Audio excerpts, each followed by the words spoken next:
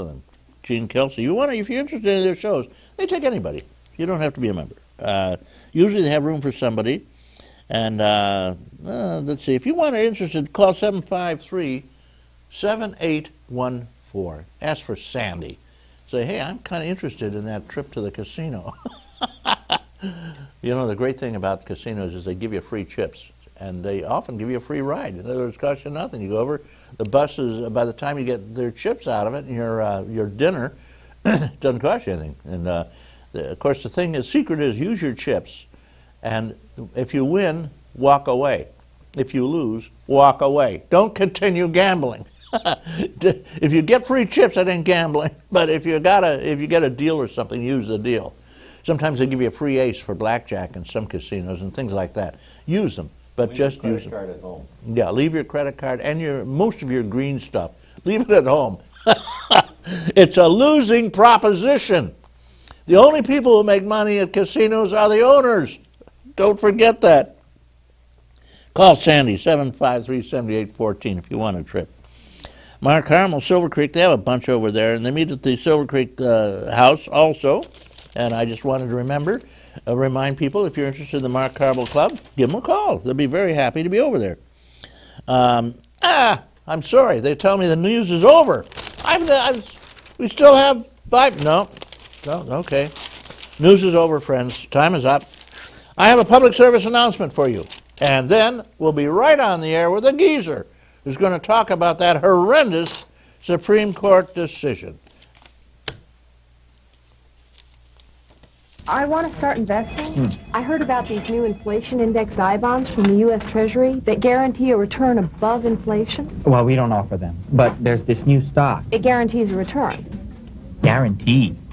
There are no guarantees, but... Well, there are with I-bonds. They guarantee a real return beyond inflation. Well... Hey, George. Oh, what, are you worried about a little blip in the market? Can I call you back? Okay.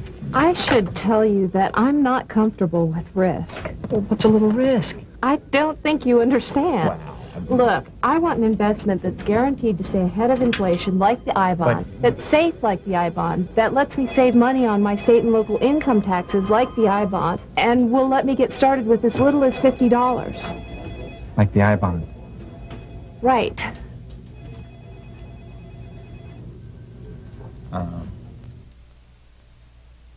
Okay, I got a guy here. Geezer, he shoots from the hip. Good morning, Mort Flexer. Good morning, Reed Powers.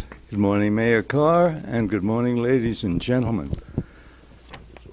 Earlier this week, I heard something on the radio that set me into a rage. And last night, I decided I'd talk about it this morning. When I got up this morning, though, I thought, wait a minute, maybe it didn't really happen. There was nothing in the newspapers about it. I haven't seen anything on the TV news. And what I am talking about, ladies and gentlemen, is the worst thing this country has ever done since I was born, and probably for 100 years before then. If you don't know what I'm referring to, let me tell you, the Supreme Court ruled earlier this week that corporations in this country are free to make contributions of any size, any amount at all, to our local, any politician in this country, but primarily the court referred to our Congress and our Senate.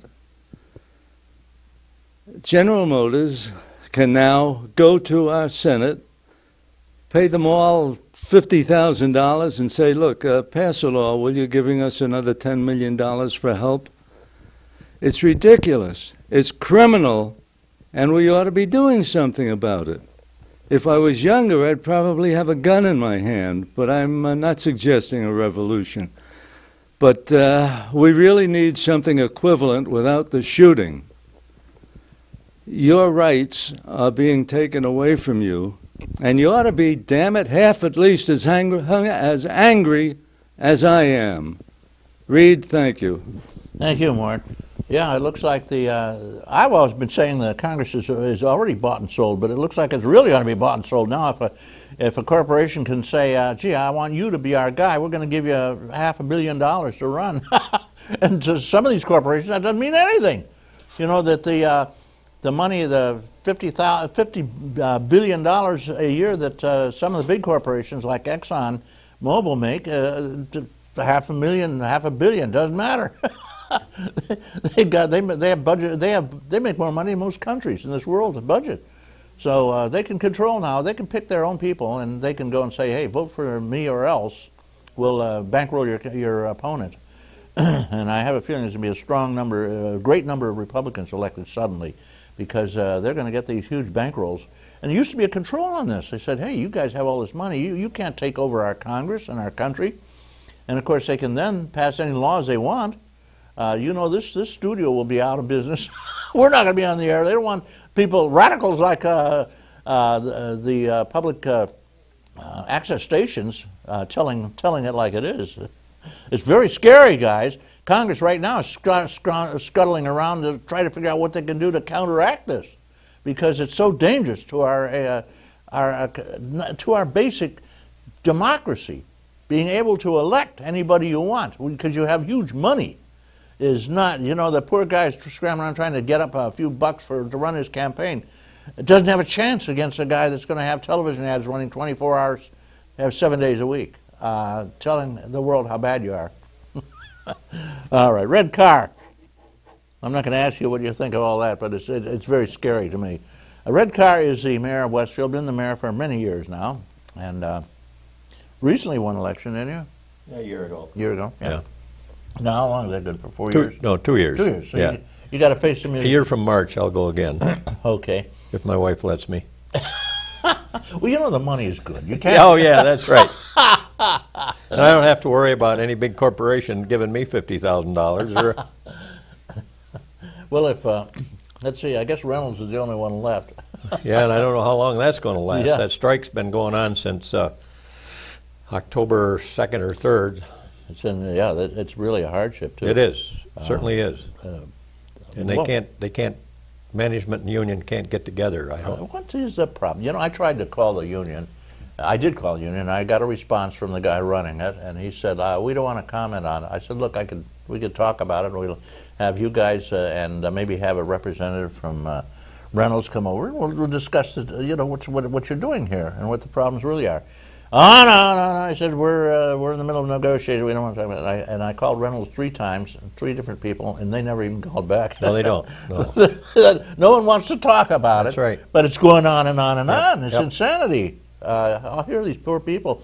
You know, there used to be 200 people down there. I guess what are we down to? About 20 or 30 now? No, there's about 100 there altogether. 100 now? Yeah.